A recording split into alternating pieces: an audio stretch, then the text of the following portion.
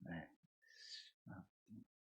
제가 이 코로나 이후에 계속 기침이 안 그쳐가지고 이렇게 자꾸 장기침이 나오는데요. 네, 이렇게 말씀 들으실 때 좀 불편하시더라도 좀 이해를 부탁드리겠습니다.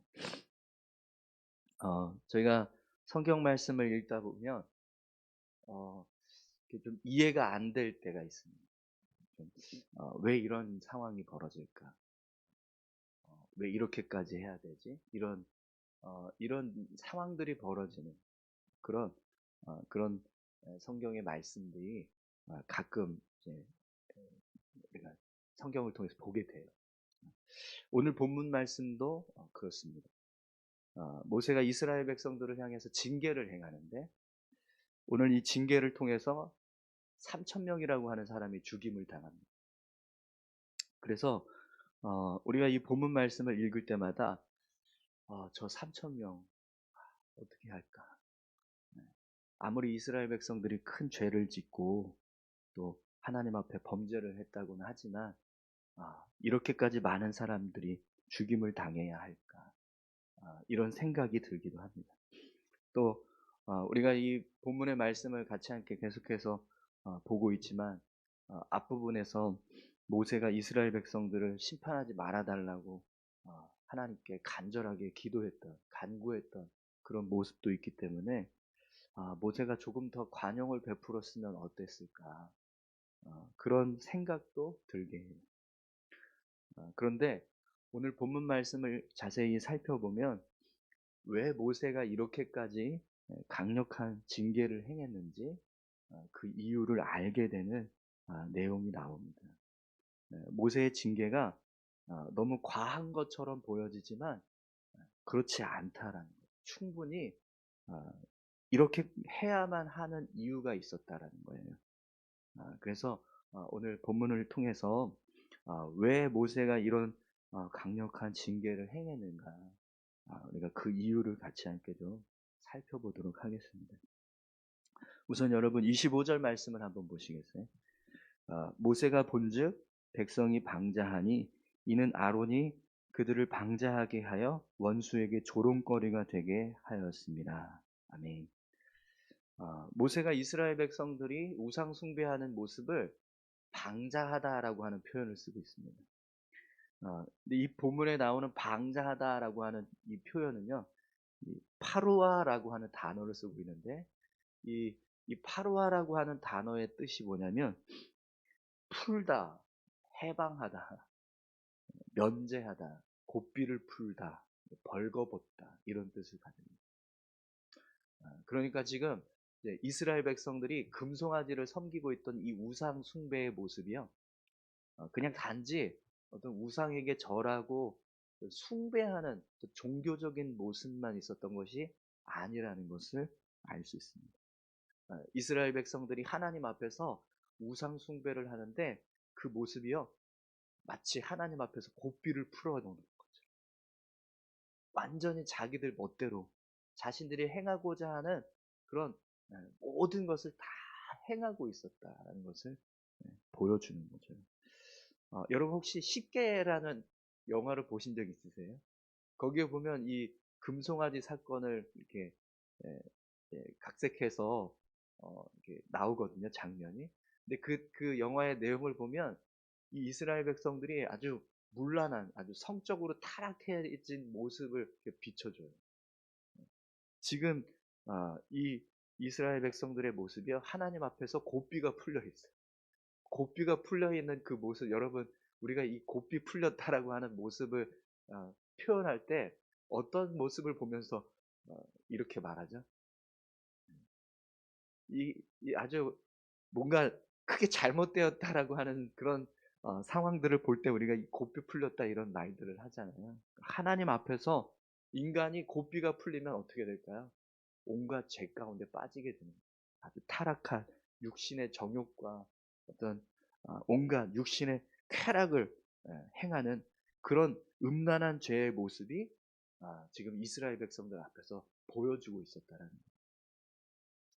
그래서 여러분 앞부분에 보면 우리가 이 스토리 지금 금송아지 사건을 쭉 이렇게 보면서 처음 가장 먼저 이해가 안 됐던 그 말씀이 하나님께서 이스라엘 백성들을 완전히 진멸시켜 버리고 모세를 통해서 새로운 민족을 세우시겠다라고 하셨던 말씀인데, 근데 오늘 본문의 말씀을 보면 하나님이 왜 이렇게 말씀하셨는가 충분히 이해가 돼요. 그러니까 지금 이스라엘 백성들이 행하고 있는 죄의 모습은요, 하나님이 그냥 정말 이스라엘 백성들을 다 이 땅에서 진멸시켜 버리고 또 남을 만큼의 큰 죄를 짓고 있었다라는 거예요. 아주 심각한 죄 가운데 빠져 있었다라는 거죠. 어. 그래서 오히려 오늘 이 모세가 징계하고 있는 이 모습은요, 애굽 이스라엘 백성들이 행한 죄에 비하면 오히려 작은 징계에 불과하다라는 것을 알 수 있습니다. 더군다나 오늘 모세가 이것 때문에 어떤 일이 벌어졌다라고 말씀하고 있죠. 원수들이 조롱하게 되었다, 이렇게 이야기를 합니다. 이 이스라엘 백성들의 우상 숭배로 인해서 애굽 사람들뿐만 아니라 그들을 계속해서 지켜보고 있었던 가나안 민족들, 그들이 이스라엘 백성들을 조롱하는 일이 벌어졌다라는 거예요. 여러분 한번 상상해 보십시오. 우리가 어떤 잘못을 저질렀는데 그것 때문에 우리를 미워하거나 우리를 원수처럼 생각하는 사람들이 우리를 조롱하게 되었어요. 그럼 여러분 어떻게 하시겠습니까? 그냥 넘어가시겠어요? 분명히 그런 잘못을 저지른 사람을 징계하게 될 겁니다. 모세가 지금 이스라엘 백성들을 징계하고 있는 이 모습은 사실 이스라엘 백성들이 지은 죄에 비하면 아주 작은 징계의 모습이 된다는 것을 우리가 알 수 있습니다. 또 여러분, 왜 이스라엘 백성들에게 모세가 이렇게 강력한 징계를 행했는지 한번 보세요. 26절입니다. 이에 모세가 진 문에 서서 이르되 누구든지 여호와의 편에 있는 자는 내게로 나오라 하매 레위 자손이 다 모여 그에게로 가는지라. 네. 모세가 이스라엘 백성들을 향해서 이렇게 이야기를 합니다. 여호와의 편에 서서 편에 서는 자는 내게로 나오라. 이 명령을 듣고요, 누가 나오죠? 레위 자손들이 모세 앞으로 나와요. 그런데 오늘 본문 말씀을 보면 모세가 행한 이 명령이 레위 자손을 부른 것처럼 보여져요. 왜냐하면 이 말을 듣고 레위 자손이 이렇게 나왔거든요. 그런데 사실은 이 명령은 이스라엘 백성 전체를 향해서 명령하고 있는 거예요. 여호와의 편에 있는 자는 내게로 나오라, 이렇게 지금 말하고 있는 거예요. 이스라엘 백성들 전체를 향해서 이 명령을 내리고 있는 겁니다. 그럼 여러분, 이스라엘 백성들은 이 명령을 들었을 때 어떻게 행동해야 될까요? 모세 앞으로 나오든지 아니면 계속 금송아지를 숭배하고 있는 자리에 머물러든지 둘 중에 하나를 선택해야 됩니다. 그래서 이 명령은요, 사실 이 속에 담겨져 있는 의미가 있어요. 이스라엘 백성들을 향해서 한 가지를 선택하라는 겁니다. 하나님을 섬기든지 아니면 계속 우상을 섬기든지 둘 중에 하나를 선택해라, 이렇게 말씀하고 있는 거죠. 그래서 이어지는 27절을 보면 모세가 어떤 명령을 내렸는지 보세요.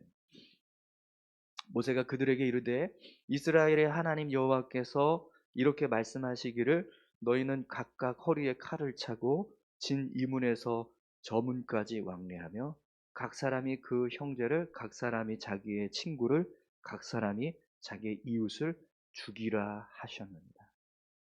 모세가 레위인들을 향해서 이렇게 명령합니다. 허리에 칼을 차고 진 전체를 다 돌아다니면서 형제와 친구와 이웃을 죽여라. 그럼 여러분, 여기서 말하는 이 형제와 친구와 이웃은 어떤 사람들일까요? 하나님 앞에 나오지 않고 계속 금송아지를 섬기겠다고 그 자리에 머무르고 있던 사람들이에요. 그래서 여러분, 모세 앞으로 나오지 않고 금송아지를 계속 섬기겠다고 결단했던 사람들이 몇 명인지 한번 보십시오. 28절입니다. 레위 자손이 모세의 말대로 행하매 이날의 백성 중에 3천 명 가량이 죽임을 당하니라. 3천 명의 사람들이 그 자리에 계속 머물러서 금송아지를 섬기겠다라고 결정하고 있었다라는 거예요. 하나님 앞으로 나오지 않고 계속 우리는 이 금송아지가 우리의 신이시다 이러면서 계속 그 자리에 머무르고 있었다는 거예요. 여러분 그러면 한번 생각해 보십시오. 이스라엘 백성들의 전체 인구가 남자만 계수했을 때 60만 명이에요. 남녀노소를 다 합하면 약 200만 명 정도 된다고 추정을 합니다.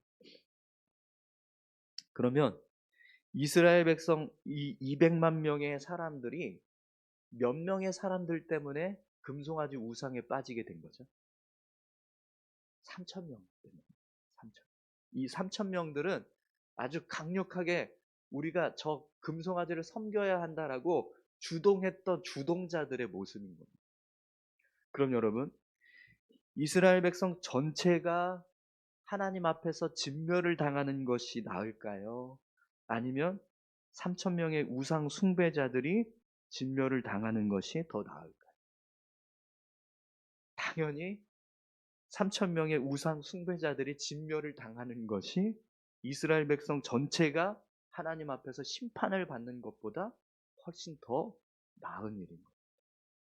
사실 이 3천 명의 우상 숭배자들을 진멸하는 일은요, 이스라엘 백성 전체를 살리는 일이 된다는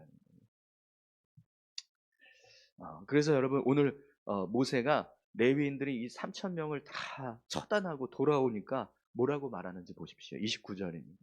모세가 이르되 각 사람이 자기의 아들과 자기의 형제를 쳤으니 오늘 여호와께 헌신하게 되었느니라. 그가 오늘 너희에게 복을 내리시리라. 아멘. 지금 모세는요, 레위인을 향해서 말하는 것 같아요. 사실 이 일로 인해서 레위인들이 하나님의 성물을 관리하고 이제 보존하게 되는 그 역할들을 감당하는 이제 지파로 이제 구별이 되기는 합니다. 그러나 지금 모세는요, 레위인들에게만 이렇게 말하는 게 아니에요.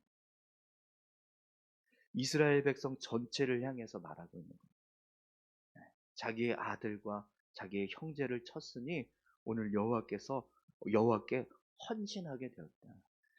이 3천 명의 우상 숭배자들을 처단한 이 일이 하나님 앞에서 헌신한 일이라는 거예요. 그래서 하나님께서 너희에게 복을 내리시겠다라고 말씀하시는 거예요. 그럼 이 복이 뭘까요? 하나님이 너희들의 죄를 사하시고 용서하시겠다는 거예요. 여러분 예수님께서도 우리에게 이런 말씀을 하셨어요. 이와 비슷한 말씀을 하셨습니다. 마태복음 5장 29절에서 30절에 보면 이런 말씀이 있습니다. 만일 내 오른 눈이 너로 실족하게 하거든 떼어내버리라. 내 백체 중 하나가 없어지고 온몸이 지옥에 던져지지 않는 것이 유익하며 또한 만일 내 오른손이 너로 실족하게 하거든 찍어내버리라. 내 백체 중 하나가 없어지고 온몸이 지옥에 던져지지 않는 것이 유익하니라. 아멘.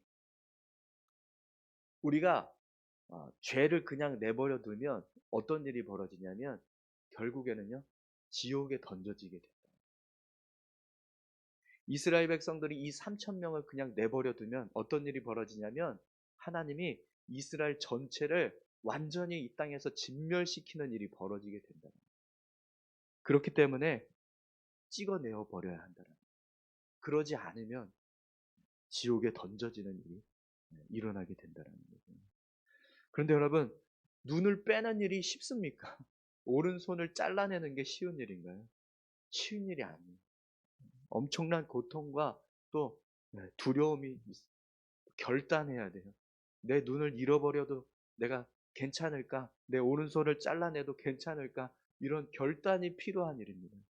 그런데요, 이 일은요, 무조건 해야 합니다. 왜냐하면 그래야 살기 때문에. 그래서 여러분, 오늘 이 본문의 말씀은요, 사실 우리에게 죄가 얼마나 큰 결과를 초래하는 거예요.